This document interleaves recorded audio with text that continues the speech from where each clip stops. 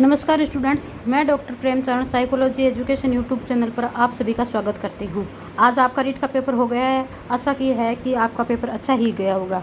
आप इस चैनल को ज़्यादा से ज़्यादा सब्सक्राइब कीजिए और शेयर कीजिए और ज़्यादा से ज़्यादा लाइक कीजिए, जिससे कि आपके साथ और भी आपके साथी हैं उनको इस चीज़ का फ़ायदा मिल सके।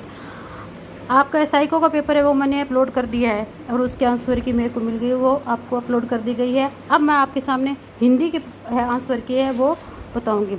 इसमें जैसे पहला प्रश्न है, निम्नलिखित में से कौन सा शिक्षण पढ़ाने की से पहले लिखना सिखाने के पक्ष में थे? तो कौन थे? मारिया मोंटेसोरी थे। अगला प्रश्न है, मौन पठन का लाभ है। मौन पठन से क्या लाभ होता है? तो स्वाध्याय की प्रवृत्ति विकसित होती है।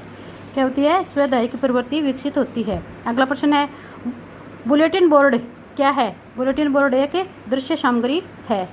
सीसीई में व्यापकता का आशय निम्नलिखित में से नहीं है। तो सीसीई में किसकी व्यापकता नहीं होती है? प्रश्नों की व्यापकता नहीं होती है। अगला प्रश्न है, वर्तनी की विधिवत शिक्षा का ज्ञान किस स्तर में होना चाहिए? तो किस में होना चाहिए? प्राथमिक स्तर पर होना चाहिए। अगला प्रश्न है, वाक्य के मुख्यतः कितने भेद अंग हैं? तो वाक्य के मुख्यतः 2 अंग होते हैं। अगला प्रश्न है, वस्तु की पूर्ति की तुलना में मांग अधिक होने के आशय में की लोकोक्ति कौन सी है? तो कौन सी लोकोक्ति है? 1 अनार 100 बीमार।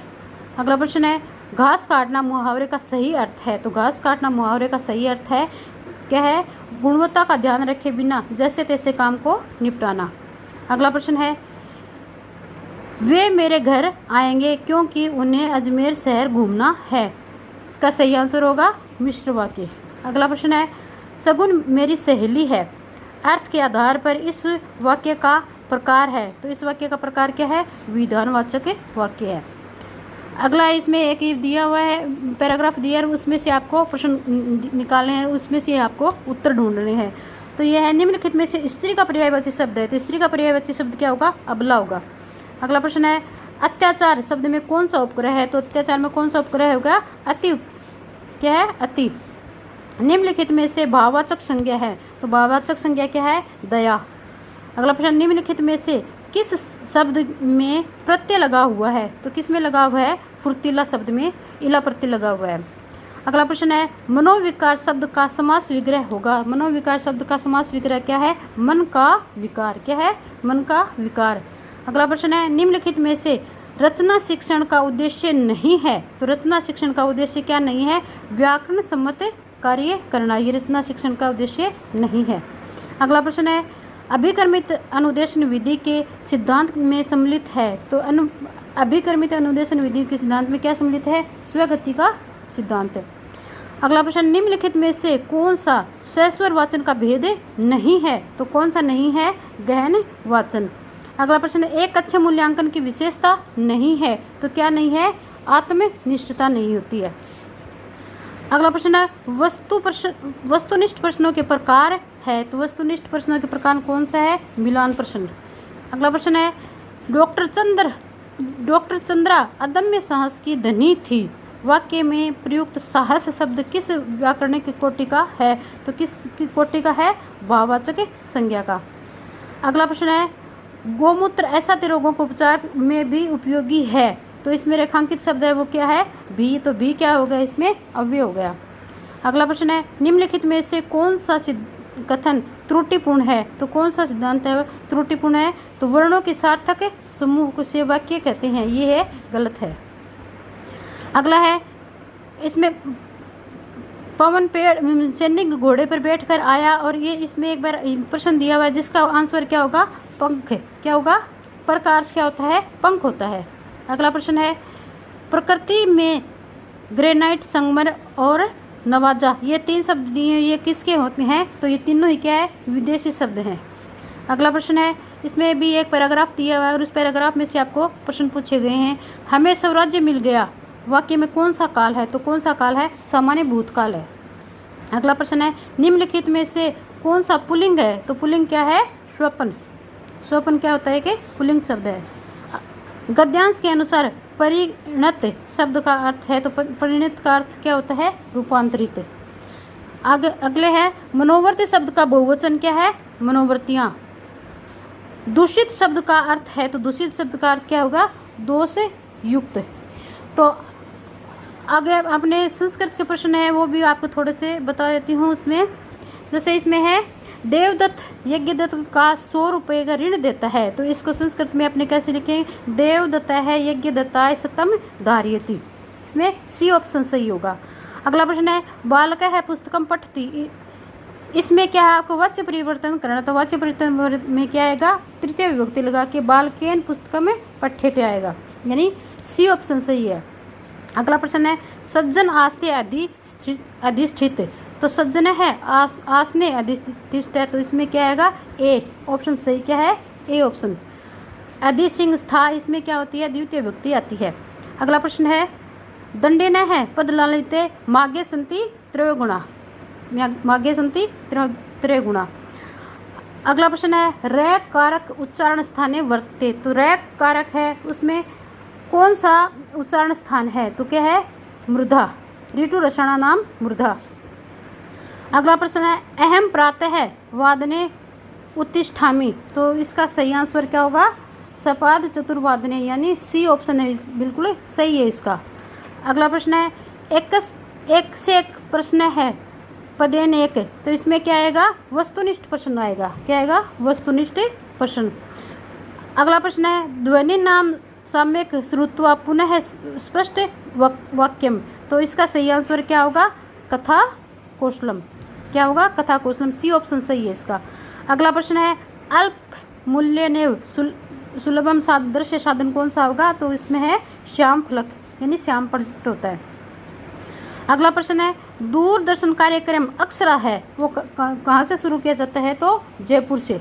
कहाँ से शुरू किया जाता है? जयपुर से। अगला प्रश्न है शिक्षा शास्त्रेषु छात्राणाम समक्ष उदाहरणानि प्रस्तुते नियम प्रतिगमने, यानी उदाहरण से नियम की ओर जाते हैं, तो उसमें क्या आता है? आगमन विधि होती है। अगला प्रश्न है श्रवण भाषण पठन कौशल मूल्यांकनम, यानी इनका श्रवण का भाषण का पठन का इन कौशलों का मूल्यांकन किस में किया जाता है? तो इनका मौखिक में किया जाता है। किस में किया जाता है? मौखिक में।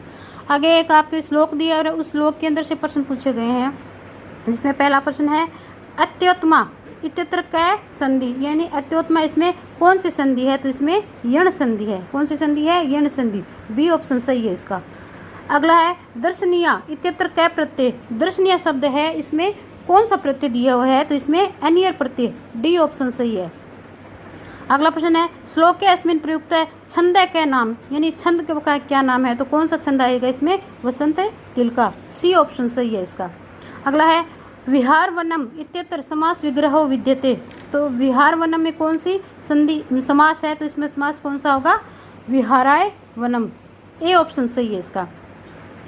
अगला है श्लोके अस्मिन् कै अलंकार प्रयुक्त है, तो इसका सही आंसर है उपमा, यानी इसमें अलंकार पूछा है तो उपमा अलंकार आएगा, यानी सी ऑप्शन सही है इसका। अगला प्रश्न है महेश्वर सूत्र स्वल्प वर्णानाम क्रम विद्यते, यानी है तो इसमें सारे सही, लेकिन इसमें क्या है? क्रम पूछा हुआ है, तो क्रम में क्या आएगा? ऑप्शन डी से और है ले। आगे एक पैराग्राफ दिया और उसमें से आपको प्रश्न दिए हुए हैं, प्रश्नों के आपको उत्तर बताने हैं। तो अगला प्रश्न है मात्र सत्य इत्यत्र का विभक्ति, तो मात्र सत्य में कौन सी विभक्ति होती है? सप्तमी विभक्ति होती है। कौन सी विभक्ति है? सप्तमी। सी ऑप्शन सही है। अगला है प्रभवती इत्यत्र लंग लकारे रूप भविष्यति, तो प्रभवती इसमें कौन सा लंग लकार है? तो क्या होगा? अपर्वतम। बी ऑप्शन सही है। अगला है तद्देव इत्यत्र पदे कै संधि, तद्देव में कौन सी संधि होती है? तो तद्देव में वृद्धि संधि होती है। सी ऑप्शन सही है। अगला प्रश्न है निर्गताम इत्यत्र पदे प्रत्यय अस्ति, निर्गताम इसमें कौन सा प्रत्यय होता है? तुमुन प्रत्यय। कौन सा प्रत्यय होता है? तुमुन। डी ऑप्शन सही है। अगला प्रश्न है ग्रह लक्ष्मी इत्यत्र समास अस्ति, ग्रह लक्ष्मी इसमें कौन सा समास होता है? तो इसमें ग्रह लक्ष्मी है तत्पुरुष समास, ग्रह घर की लक्ष्मी, तो तत्पुरुष समास आएगा इसमें। C option. फिर आगे है समादारो इत्यत्र पदस्य संधि विच्छेद भविष्यति, तो समादारों में कौन सी संधि होगी? सम प्लस आदर। ए ऑप्शन सही है इसका। अगला प्रश्न है मनुते इत्यत्र क्रियापद कै, मनुते इसमें कौन सी क्रियापद है, तो इसमें कौन सी होगी, मन, मन क्रियापद है, बी ऑप्शन सही है। अगला प्रश्न है चतुर्दश महेश्वर सूत्रेषु स्वर वर्णानाम संख्या अस्ति, तो इसमें कौन सी कितनी संख्या होती है स्वरों की, तो इसमें 9 संख्या होती है, यानी स्वर 9 होते हैं, ऑप्शन ए सही है। अगला प्रश्न है संस्कृत शिक्षण से प्रथम सोपान भवति, यानी संस्कृत शिक्षण का प्रथम सोपान क्या है, व्याकरण आगमन, यानी डी ऑप्शन सही है। अगला प्रश्न है सूत्र विधि सूत्राणाम मुख्य उद्देश्य क्या है, तो इसमें आएगा घटे समुद्र पूर्यति, डी ऑप्शन सही है। अगला प्रश्न है या भाषा अध्ययनीय सा स्वाध्ययन बोधिना, यानी इसमें क्या है कि एक भाषा ही संस्कृत दी है उसको संस्कृत में ही और आंग्ल भाषा दी है उसको आंग्ल में ही, तो इसमें कौन सी विधि पूछी गई है, तो इसमें आएगी विधि प्रत्यक्ष विधि, यानी बी ऑप्शन सही होगा इसका। अगला प्रश्न है रुच्य सिद्धांत संदर्भे यावत छात्रेषु संक्रिय, यानी संक्रिय में इसमें पूछा है, तो इसका क्या आ गया, आंसर होगा पिंटसेन महोदय, यानी ए ऑप्शन है वो इसका बिल्कुल सही है। तो ये हो गए आपके पूरे 30 हिंदी के प्रश्न हो गए और 30 हो गए आपके संस्कृत के प्रश्न, टोटल आपके 60 प्रश्न हो गए हैं और आशा है कि आपके इसमें से ज़्यादा प्रश्न वो आपके सही होंगे और हाँ आगे और अगर और आगे है वो आपके एसएसटी के जो भी शिक्षण में विधियों उसके भी प्रश्न मैंने करवाए थे उनके भी आपके उत्तर है मैं उपलब्ध करवाऊंगी।